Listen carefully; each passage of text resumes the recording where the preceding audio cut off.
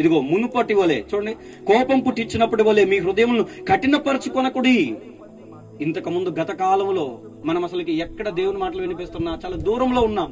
చాలా పొరపాట్లు చేసేసి దేవుని కాదని మనం సగం జీవితాన్ని ఇప్పటికే కాదనుకొని మనం సాతానుకు అప్పగించేసేసాం. పొరపాట్లలో జీవించాం, పాపముల్లో జీవించాం మనం ఆలోచన చేసినట్లయితే. సో ఇప్పుడు ఏమంటున్నాడు అంటే, దేవుడి యొక్క మాటలు మీ దగ్గరకు వస్తున్నాయి గనక, ఇప్పుడు దేవుని దగ్గరికి మీరు వచ్చి ఆయన యొక్క వాక్యం వినడానికి ప్రయత్నిస్తున్నారు గనక, ఇప్పుడు మీరు చేయవలసినటువంటిది ఆయన చెప్తున్నాడు. చూడండి ఏమంటున్నాడు అంటే, ఆయన కఠినపరచుకున్నప్పుడని ఆయన చెప్పిన గనక మీరేం చేయాలంటే, పాపం వలన కలుగు భ్రమచేత మీలో ఎవడను కఠినపరచబడకుండునట్లు. పాపం వలన కలుగు భ్రమచేత, పాపం వలన కలుగు భ్రమచేత అంటే ఒక లోక సంబంధమైనటువంటి ఆలోచనలు ఎక్కించుకొని, ఆ పాప సంబంధమైనటువంటి ఆలోచనలు ఎక్కించుకొని మనం ఏం చేస్తున్నామంటే ఒక భ్రమలో బ్రతుకుతున్నాము. మన హృదయాన్ని కఠినపరిచేసుకొని ఒక భ్రమకు గురైపోతున్నాము. ఈ లోకం అనేటువంటి మాయలో, ఈ లోకం అనేటువంటి ఒక ఉచ్చులో మనము ఉండిపోతూ దేవుని యొక్క ఇష్టాలకు మనం చోటు ఇవ్వలేకపోతున్నాం. మనందరికీ తెలుసు ఈ లోకం ఒక మాయ. సో కొంచెం కాలం తర్వాత ఈ లోకాన్ని మనం విడిచిపెట్టి వెళ్ళిపోతాం. ఏ క్షణం మరణం పలకరిస్తుందో మనకు తెలియదు. ఆ క్షణం మనం ఈ లోకం నుంచి వెళ్ళిపోవాలి. ఆ వెళ్ళిపోయిన మరుక్షణమే మరి దేవుని దగ్గర మనం తీర్పులో నిలబడాలి అన్న విషయం మనందరికీ తెలుసు. కానీ పాపం వలన కలుగుతున్నటువంటి భ్రమచేత అనగానే, పాపం మనల్ని ఏం చేస్తుందంటే పట్టుకొని ఈ లోక సంబంధమైనటువంటి ఆలోచనలో బంధించడానికి ప్రయత్నిస్తుంది. నీ జీవితం అక్కడే ఆగిపోయే విధంగా చేస్తుంది. ఒక కఠినత్వంలోనే మనం హృదయం ఉండే విధంగా. ఎన్నిసార్లు దేవుని వాక్యం మన దగ్గరకు వచ్చి మనతోటి మాట్లాడుతున్నా ఆ యొక్క కఠినత్వపు జాడలు మాత్రం మన హృదయంలో కనిపిస్తున్నాయి. ఎంతగా దేవుడు మన హృదయంతో మాట్లాడాలని ప్రయత్నిస్తున్నా కూడా ఆ యొక్క మాటను వినిపించుకోలేనటువంటి పరిస్థితులు ఈ మధ్య కాలంలో ఎక్కువగా చోటు చేసుకుంటే మనం చూస్తుంటే, వినడం వదిలేయడం. క్రీస్తుని నేర్చుకోవడం అంటే ఇదే అనుకున్నట్టుగా, ఏదో ఆ మందిరంలో గడిపితే చాలు, అదే మనకు దీవెనగా ఉంటుంది అన్నట్టుగా అంత ఊరికే ఆలోచన చేస్తూ ఇదిగో యొక్క పొరపాటులోనికి వెళ్తున్నటువంటి వారముగా మన జీవితాల్లో ఉంటున్నాయి. మనం ఎందుకు నిలబడలేకపోతున్నాం అంటే, వాక్యమును హృదయంలోనికి తీసుకుని వాటిని ఎప్పుడైతే మనము సాధన చేస్తామో, దాన్ని బాగా నేర్చుకుంటామో, హృదయంలో పెడతామో, అప్పుడు మాత్రమే మన హృదయం దేవుని మీద ఆలోచన చేసే విధంగా ముందుకు నడుస్తుంది.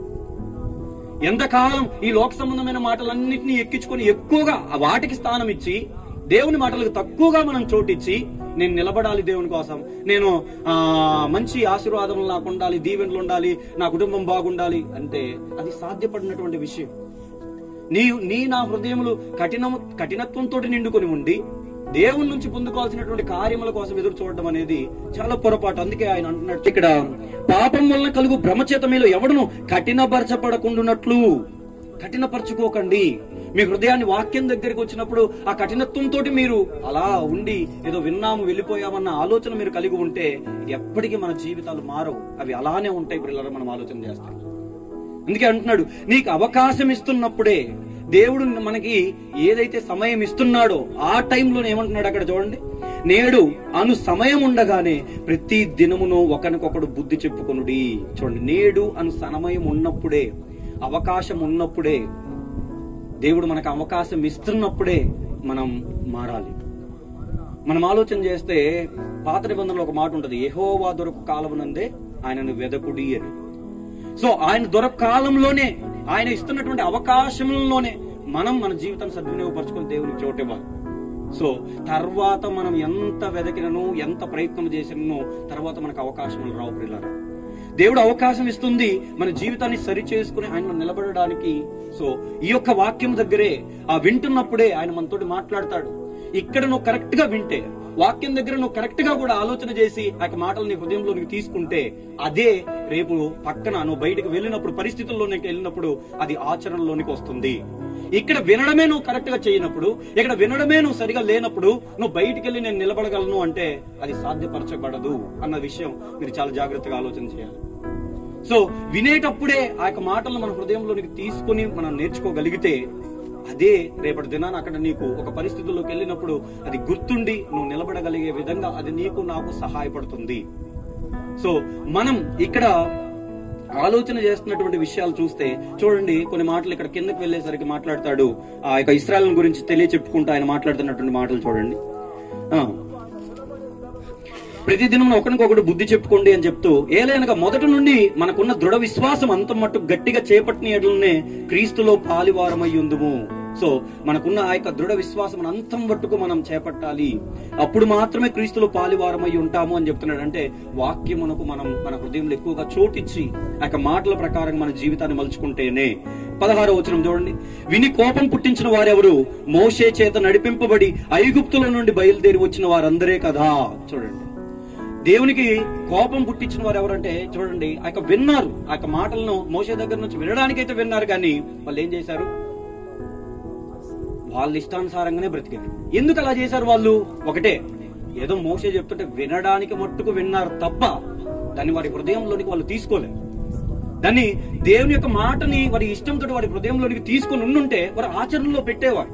అది వాళ్ళు పెట్టలేకపోయారు. ఎందుకు అంటే వారు వినడం దగ్గరే ఆగిపోయారు కనుక. సో దాని చోటు ఇవ్వలేదు కనుక. అందుకే అంటున్నాడు, విని కోపం పుట్టించిన వారు ఎవరు? మోషే చేత నడిపింపబడి ఐగుప్తుల నుండి బయలుదేరి వచ్చిన వారందరే కదా. చూడండి తర్వాత, ఎవరి మీద 40 ఏండ్లు ఆయన కోపగించను? పాపం చేసిన వారి మీదనే కదా. చూడండి, మనం ఆలోచన చేస్తే ఆయన ఎవరి మీద కోపగించాడు, ఎవరి మీదకి ఒక శిక్ష తీసుకుని వచ్చాడు అన్నది మనం ఆలోచన చేస్తే, వినడానికైతే విన్నామన్నట్టుగా నటిస్తూ బయటికి వెళ్లేసరికి వారికి ఇష్టం వచ్చినట్టుగా వాళ్ళు బ్రతుకుతున్నారు. అందుకే యాకోబు రాసినటువంటి పత్రికలో పక్కనే మనకు ఒక మాట కనిపిస్తుంది. ఒకసారి చూడండి, యాకోబు రాసినటువంటి పత్రిక 1వ అధ్యాయము 23వ వచనం నుంచి మనం ఒకసారి చూస్తే, 23 నుంచి 22 కూడా చదువుదాంలేండి. చూడండి, ఫాస్ట్ ముగించేస్తాం. మీరు వినువారు మాత్రమే ఉండి మిమ్మును మీరు మోసపుచ్చుకొనకుండా వాక్య ప్రకారం ప్రవర్తించువారునై ఉండి. చూడండి, వినువారు మాత్రమే ఉండి మిమ్మును మీరు మోసపుచ్చుకోండి. మనలో జరుగుతున్నటువంటి మోసం అదే. కఠినత్వంలోకి వెళ్ళిపోతున్నాం. దేవుని మాటలు మనకి హెచ్చరిక చేస్తున్నప్పుడు, దేవుని మాటలు మన హృదయాన్ని గద్దిస్తున్నప్పుడు మనం ఏం చేస్తున్నాం అంటే వాటిని తీసుకోకుండా ఏదో కఠినపరిచేసుకుంటున్నాం. చెప్తాడు అంతే. అది ఇప్పటికి ఎన్ని మెసేజ్లు వినలేదు, నేను మారానా? నా హృదయం ఎప్పుడన్నా మారిందా? అది అంతే, వాళ్ళు చెప్తారు, నేను ఇలానే ఉంటాను. ఒక కఠినత్వం, ఆ ఆలోచన నీలో ఉన్నప్పుడు దేవుడు నిన్ను ఎలా పైకి నిలబెట్టుకోవడానికి ప్రయత్నిస్తాడు మీరు ఒకసారి ఆలోచన చేయండి. తర్వాత ఏమంటున్నాడు చూడండి, ఇంకా 23, ఎవడైనా వాక్యమును వినువాడై ఉండి దాని ప్రకారం ప్రవర్తింపని వారైతే వారు అద్దములో తన సహజ ముఖమును చూచుకుని వారై ఉన్నారు. చూడండి, ఆ చూచుకుని మనుషుని పోలి ఉన్నాడు. అంతే కదా, సహజ ముఖమును చూసుకుంటా. మనలో దేవుని యొక్క వాక్యం ఫలించే విధంగా ఎలా ఉంటుంది చెప్పండి? ఇప్పుడు వాక్యం వింటున్నప్పుడు అది ఆచరణలోనికి వస్తుంటే నీ జీవితంలో ఒక వెలుగు కనబడుతుంటది. సో నువ్వు నడుస్తున్నటువంటి నడవడిక నిన్ను ఇంకా ధైర్యపరుస్తూ దేవునికి దగ్గర చేస్తూ ఉంటది. వింటున్నావు, వదిలేస్తున్నావు అన్నప్పుడు అది నిన్ను ఏ రీతిగా దేవుని దగ్గర నిలబెట్టడానికి ఉపయోగపడుతుందో మీరు ఆలోచన చేయండి. మరొక మాట కూడా అక్కడ ఏమంటున్నాడు చూడండి, ఇంకా 24, వాడు తన్ను చూచుకొని అవతలికి పోయి తాను ఎట్టివాడో వెంటనే మర్చిపోవును కదా. చూడండి, ఇక్కడ ఏం చేస్తాడు? ఏదో వింటున్నప్పుడు, అబ్బా ఈరోజు చాలా బాగా చెప్పారు బ్రదరు, సో మంచి మాటలు చెప్పాడు, నా జీవితం అలా ఉండాలి ఇలా ఉండాలి, ఏదో మాట్లాడుకుంటాడు. అక్కడికి వెళ్ళేసరికి ఏం చేస్తాడట?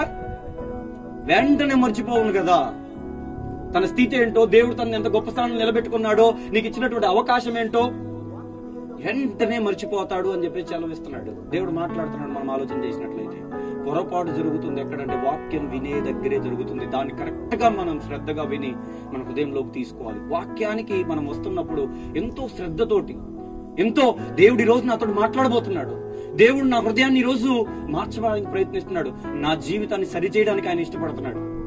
ఇంకెంతకాలం నేను దేవునికి దూరంగా ఉంటాను? నేడు అనే సమయం ఉండగానే నేను నా హృదయాన్ని దేవునికి చోటిచ్చి ఆ మాటలను చేర్చుకుంటాను.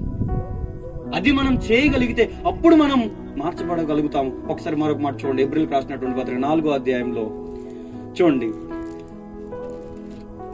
4వ అధ్యాయం 2వ వచనం ఒకసారి చూడండి. 4:2, వారికి ప్రకటింపబడినట్లు మనకును సువార్త ప్రకటింపబడిను. చూడండి, వారికి ప్రకటింపబడినట్లు ఎవరికి? ఇశ్రాయేలులకి. వాళ్ళకి ఎలాగైతే ప్రకటింపబడిందో ఆ రోజు మనకు కూడా అదే రీతిగా ప్రకటింపబడుతుంది. కానీ వారు వినిన వారితో విశ్వాసం గలవారై కలిసి ఉండలేదు గనక విన్న వాక్యం వారికి నిష్ప్రయోజనమైన దాయను. ఏం జరిగిందట? విన్నారు, వినడానికైతే పేరుకైతే విన్నారు, కానీ అది ఏమైపోయిందయ్యా అంటే నిష్ప్రయోజనంగా మారిపోయింది ఇశ్రాయేలీయుల దగ్గర. మనం ఆలోచన చేస్తాం.